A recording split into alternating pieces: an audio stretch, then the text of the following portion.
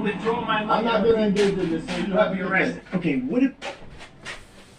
Well, really, I don't have that much to say, so I'm just going to get busy and start on it.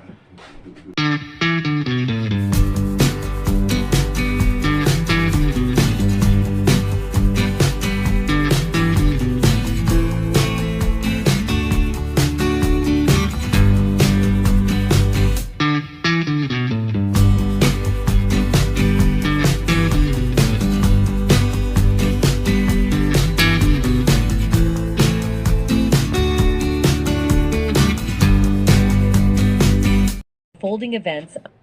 Actual phone number listed to John Hurt. So there he is, probably the most enigmatic man of the 20th century in terms of what we know and what we don't know about him. But the Raleigh call stands as that one little slice of things that had that phone slip not existed or been lost in the move, or the sheriff had decided, no, it's not really all that interesting, or any one of a number of different things that could have happened that would have kept us from knowing about it. Does it prove anything about who actually killed John Kennedy? No, but it certainly gives us a provocative look, to use their word, about the man who was put in the frame, who said he was a patsy. And if he was a lone gunman, which I personally doubt, but many people that are very intelligent and whom I respect do believe that, have a very, very, very hard time understanding the facts as presented here related to their vision of what happened. And I think that the more we look into what Schweiker told us back in the 70s about Oswald's fingerprints of intelligence, the closer we'll get to finding out what actually happened on that day. Thank you very much.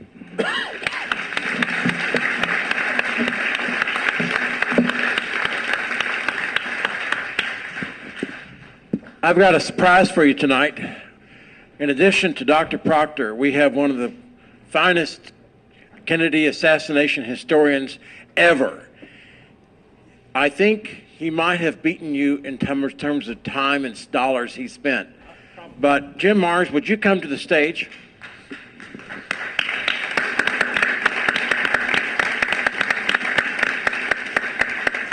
I'm going to ask the first question, and I'm going to let Jim ask the second question. But from what I read in your research, the second Oswald called Hurt, he was a dead man. Can you comment on that? Possibly, but since no one was talking about it, it's hard to know. Obviously, the two men that were in there in the closet who kept the call from having been made were probably the only two people that could have spread the word like that to cause him to be killed. I think it may have been one of the dominoes in the chain, but it probably wasn't the only one. I want to give you a chance to ask questions, comments, protest. Well, all I'd like to say is that I've been at this for 52 years now. I was a journalism major at the University of North Texas in 1963. And when I heard that there'd been a shooting in the motorcade, I turned on my little black and white TV. And I know I was watching TV for, I don't know, 15, 20 minutes before Walter Cronkite came on and said, you know, with a sniff, that the president is dead at 1 o'clock. So I've been paying attention to this assassination since about 10 or 15 minutes after it happened. I also had been in Ruby's Club.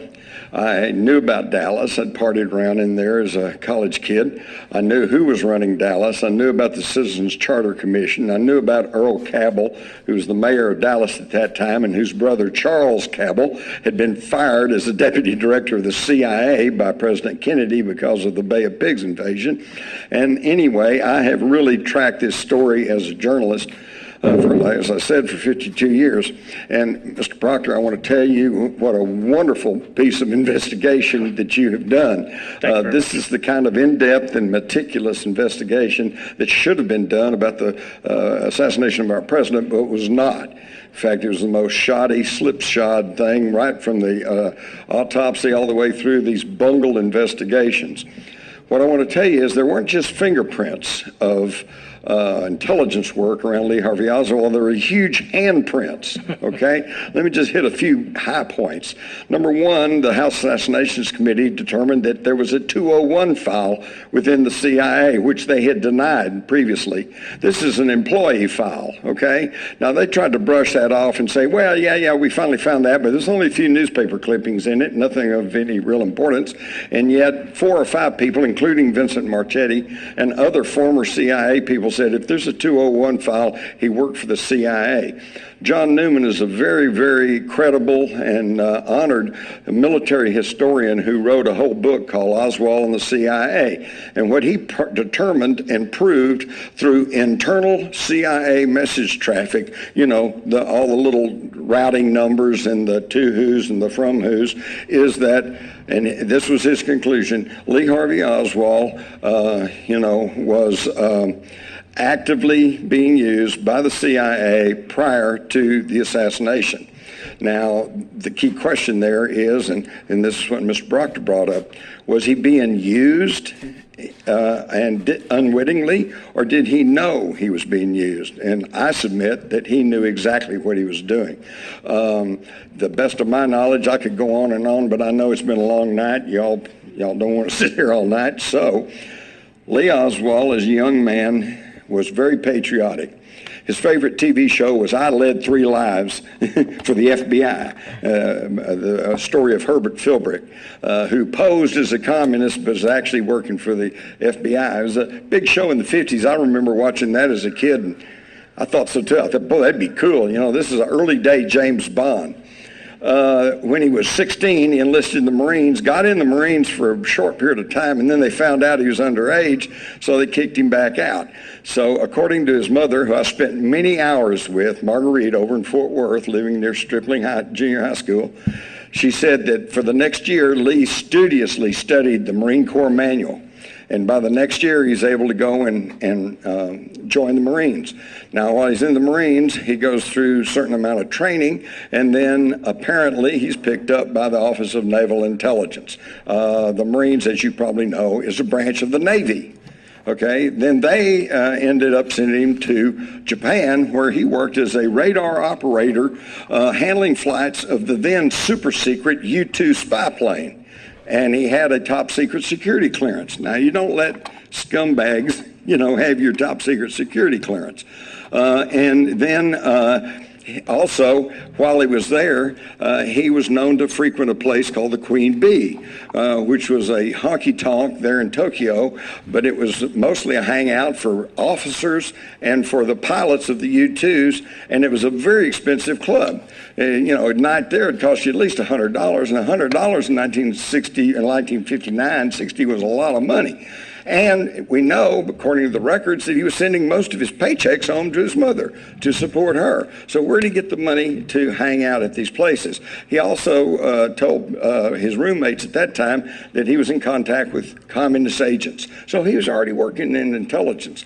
And then he goes to Nag's Head for this illusionary warfare training, where they not only were grooming ONI people to go into Russia and try to be double agents, they were also dealing with, by 1959, the anti-Castro people, and trying to drum up support against Castro.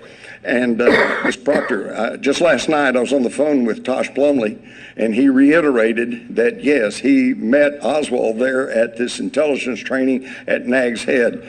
Now, as far as the story of John D. Hurt, he said that he knew John D. Hurt, that he was associated with the training at Nag's Head, along with Tracy Barnes, CIA, and E. Howard Hunt, who's also connected to the anti-Castro Cubans, and also there at Nag's Head.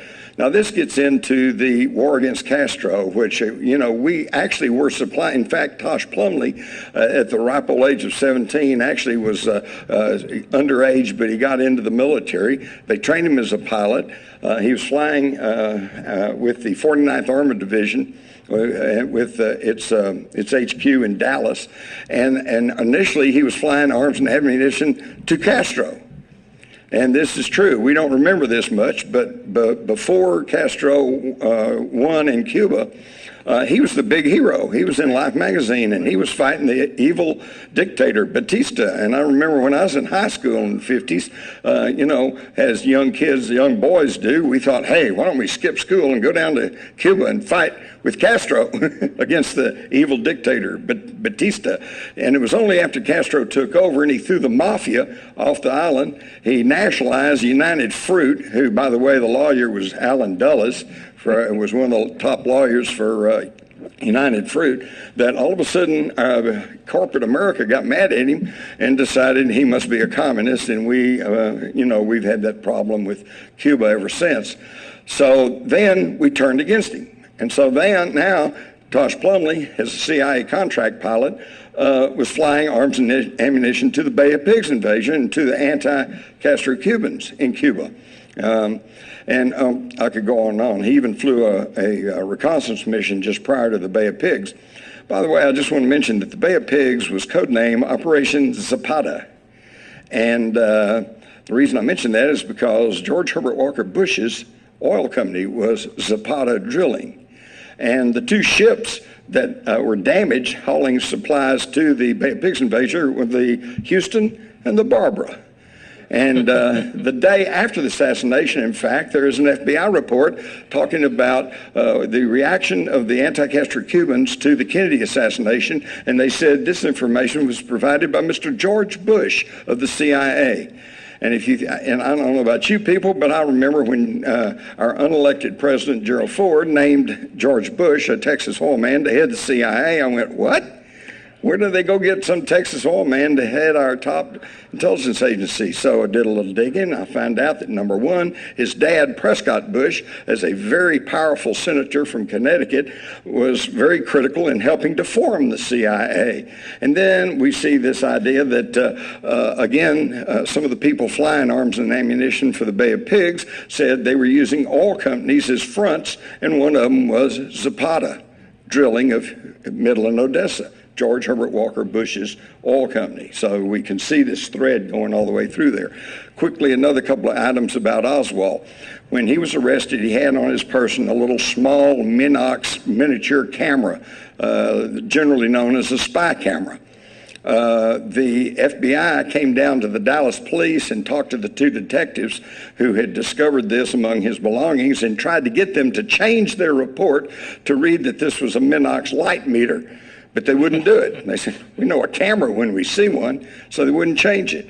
Why the problem with the camera? Well, because Earl Goltz, my counterpart reporter for the Dallas Morning News, did a great job investigating and found out that Oswald's camera has a 5-digit serial number, and when he checked with Minox Corporation, they said that all the cameras commercially available in the United States at that time carried a 6-digit serial number. So in other words, he got this spy camera somehow other than commercially buying it at a store. You got the 201 file, you got the camera. He wrote while he was working at Jagger Stofall in Dallas, he mentioned to one of his friends if you knew anything about microdots. Most of y'all probably don't know about microdots, but microdots is a spy technique where you take documents and you can reduce it down to the point of a little bitty dot, like a period on the end of a sentence, so you can stick it in a book, and that's how spies pass information back and forth. How does he know about all that? But I guess the clincher is that, like I said, I spent a long time with his mother, and his mother, from the very day of the assassination until the day she died, and on multiple occasions told me my son worked for the United States government. She knew that, okay? She knew it. But of course, at the time, that just sounded so crazy that it was really easy to say, well, she's just crazy. She's just crazy. Don't pay attention to her. So there we go. Oswald was, as John Newman found out, was being used operationally by the CIA. Now, once you understand that the top levels of the United States government were involved in this assassination, then I hope everything else starts to become clear. The botched autopsy, the controversy over the medical evidence, the duplicate documents that have been found in the files, the controversies, the charges and counter-charges, claims and counter-claims, because let me tell you, folks, here's what it was. John J. McCloy, the very powerful New York banker, who sat on the Warren Commission, and his protege was Alan Dulles, and these two men pretty well ran the Warren Commission. And John J. McCloy, early in the investigation of the Warren Commission, stated, and it's there in the record, he said it was of the utmost importance that we convince the world that the United States is not just a banana republic where the government can be changed by conspiracy. But I'm sorry to tell you folks, I hate to bust your bubble, but we're just a banana republic. And our government was changed in 1963, and as we all can look back now and see, not for the better. And I'm sorry to have taken up so much of your time. Stay on the stage. Oh, okay. I need you all to share the mic. Oh, okay. And why in the world did this Raleigh call be neglected for so many years? Was it lack of good investigation, or they didn't care, or they didn't want us to know? Shall I handle it? Well, my sense is that we did. I mean, that's what I was doing in 1980. Did anybody really want to hear about it? Well, apparently not, because the House Assassinations Committee had just finished a year and a half's worth of research, and I'm finding more and more as they slowly trickle out the declassified documents from the House Assassinations Committee in the National Archives. I see more and more of what they did and who they talked to and how they got their information. But you can look high and low, and even in every microdot you can find in the final report of the House Assassinations Committee on the Kennedy side, and you won't hear or find the name John Hurt or Alveda Triana or anybody. And so we tried, and they tried, but because they felt it was just unanswerable, rather than saying that, they just let it go.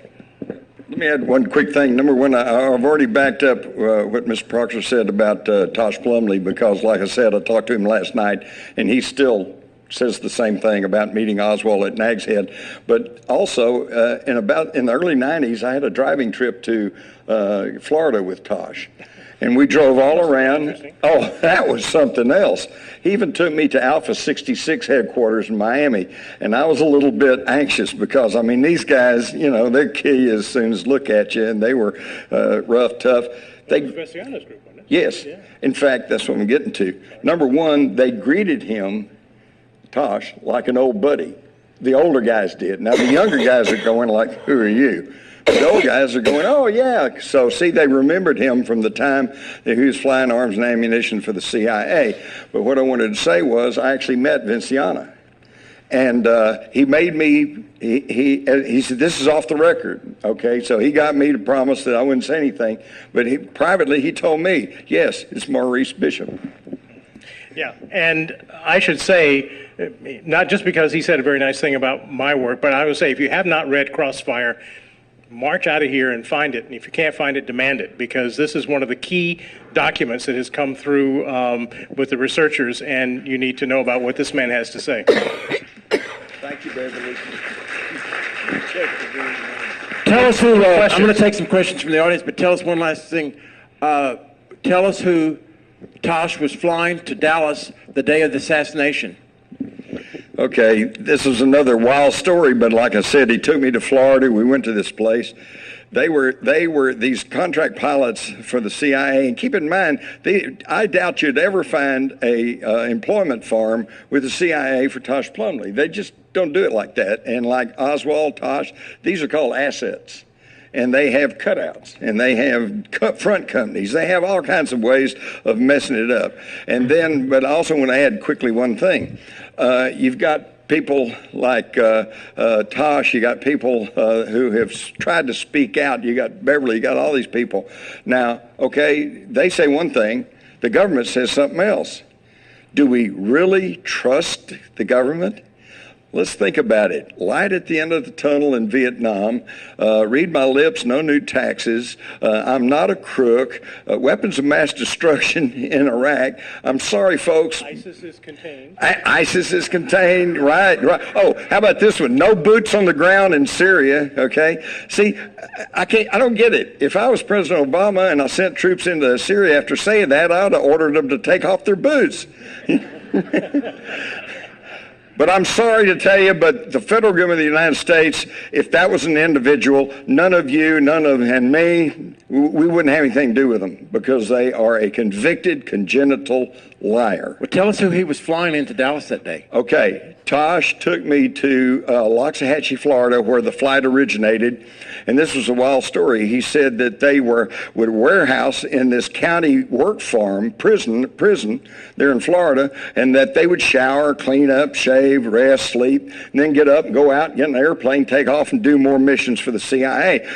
That sounds incredible. Well, he took me there. Sure enough, it was closed up at the time I got there, but here's the little prison. Here's the airstrip right beside it.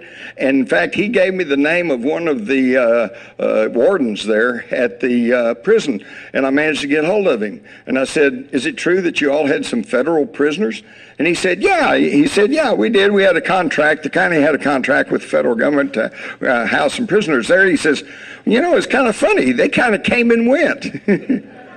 So he verified all of this. Now, what Tom is talking about is according to Tosh, he was ordered to fly a mission. They took off from Loxahatchee. They went to New Orleans. They landed. And in New Orleans, they picked up some people, one of whom he recognized as a Colonel Ralston, because he had flown him around the Caribbean, and he was part of Jim Wave, the secret war against Castro. But in later years, he was shocked and amazed to find out that Colonel Ralston was none other than Mafia Chief Johnny Roselli. And he flew Roselli into Dallas the morning of the assassination. They were to land at Redbird Airport, but for those of you who are around here at the time, you realize that morning it was storming, it was rainy, very overcast, and so Redbird was socked in, so they landed in Garland instead. And he said that's where Johnny Roselli got out. And he also said that later they flew to Redbird as the day cleared up, and that the pilot Rojas said, hey, let's go down to the downtown and watch what happens. He says, okay. So he went with them. They were standing on the south side of Dealey Plaza. He said that he was told they were with an abort team, a team that was sent into Dallas to try to stop an assassination attempt. But while they were standing there, they heard the shots go off. They saw the presidential limousine streak off, and they realized something very wrong had happened. And so they turned around and ran off and left. But according to Tosh, there were multiple gunshots, and it was an ambush. Questions from the audience? I'm going to work this way. I'll work frontwards, then backwards. That way I don't have to walk so much.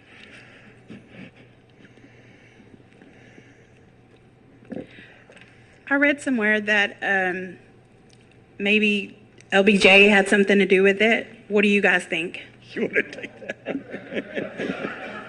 Shoot him. I know I'm in the state that gave rise to Lyndon Johnson, and a lot of people who really admire him. He's also the only president I ever shook hands with. I was very young at the time, and he was very tall at the time, but I met him at a Democratic rally in Raleigh. The evidence, this is me speaking, this is my opinion, the evidence to me that he was involved in creating the conspiracy is thin. I've read books where people have said that. I know that there were meetings of all these business tycoons and that sort of thing, but they probably would be meeting anyway. Hard evidence I don't see. In terms of setting up the Warren Commission and giving them their target to, basically convict the lone nut, I think he was absolutely complicit. I think that's how he got Warren to agree to do the chairmanship of the commission in the first place. But right in the middle is the gray area, and that is if he didn't actually help plan the assassination, did he know about it ahead of time? And I part ways with a good number of people that I know in saying, I believe he did. I believe there's more than enough information. I've talked to his former mistress, who I'm sure you've spent a lot of time, Madeline Lott. She is absolutely convinced, because of comments that he made to her about he wasn't going to have to worry about those damn Kennedys anymore. That's true. I will be the first to admit that I don't believe we're ever going to come up with hard evidence to convict Johnson of planning or even orchestrating the assassination, although, like Mr. Proctor, my personal opinion is I think he had to know something because, number one, common sense tells you you don't kill the President of the United States unless you're assured that his successor isn't going to come after you. But I'll also say this. In Texas, we have executed people as accessories after the fact. Now, this is a legal term, and in these cases of murder, it shows, the facts of the case show that they didn't kill anybody, but they knew about it. They hid the gun, they drove the car, they helped cover up the crime, and in Texas, in fact, actually in our entire legal system, if you're an accessory after the fact, you're considered as guilty as the person that pulled the trigger. So I want to tell you all unequivocally that the two men who are absolutely guilty as accessories after the fact in the Kennedy assassination are J. Edgar Hoover and Lyndon B. Johnson. Next question.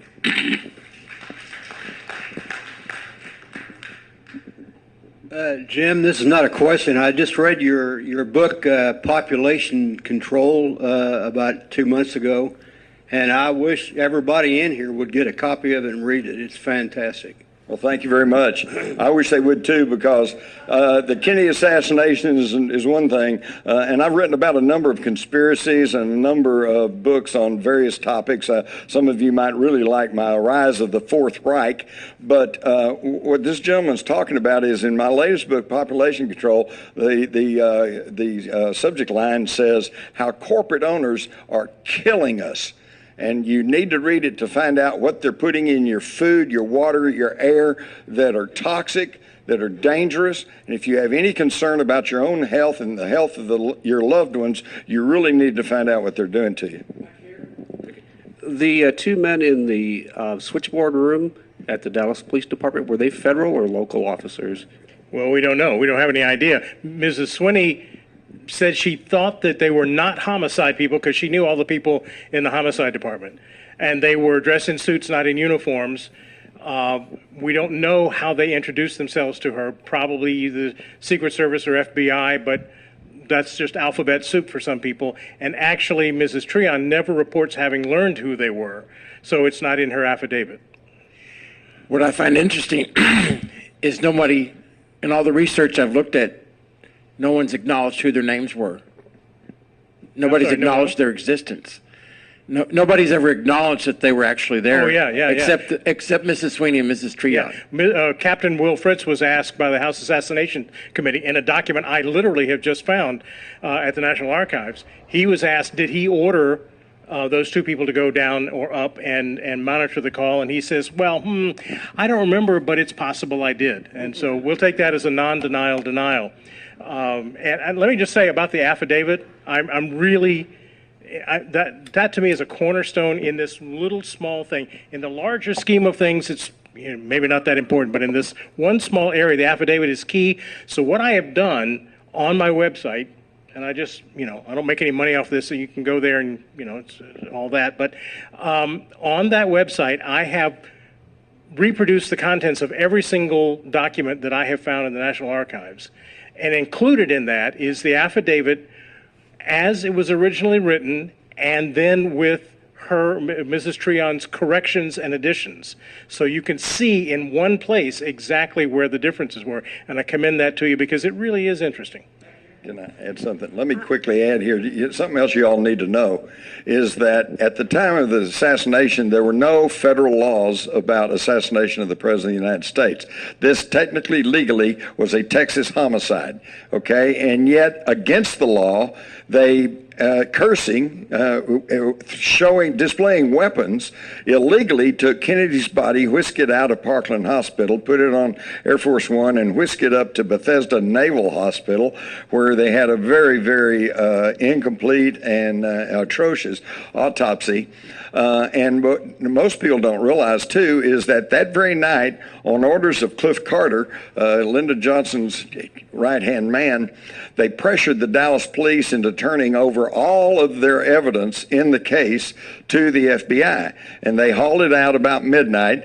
And so the whole next day, all day Saturday, all day Sunday, all day Monday, the FBI had sold proprietorship over all of the evidence in the case, much to the chagrin of Captain Will Fritz, who was the homicide captain in Dallas, who legally was in charge of this case. And he complained, he said, how can I investigate this case if you take all my evidence away? And by the way, on Saturday, the 23rd of November, in a document signed by J. Edgar Hoover himself, it said there were no usable fingerprints found on the rifle, the clip of the rifle, or even the inner parts of the rifle. On Sunday, that rifle was sent back to Dallas, and on Monday morning, FBI agents Harrison and Drain carried it to Miller Funeral Home in Fort Worth, where they were preparing Oswald's body for burial. The funeral home director was Paul Grudy, who became a very good friend of mine, as I was the Fort Worth Star-Telegram police reporter, and at that time they had the ambulance contract, and so all the crimes and the knifings and shootings, I had to deal a lot with Grudy. He told me back then, and he passed away a couple of years ago, but right up to this current day, he has stated publicly that he was there when the FBI put Oswald's dead hand on the rifle. And it was that evening that Henry Wade announced to the media, have I mentioned, we found his fingerprints on the rifle. Now I ask you, ladies and gentlemen of the jury, would you have convicted somebody on that? Yes. Who do you think, in fact,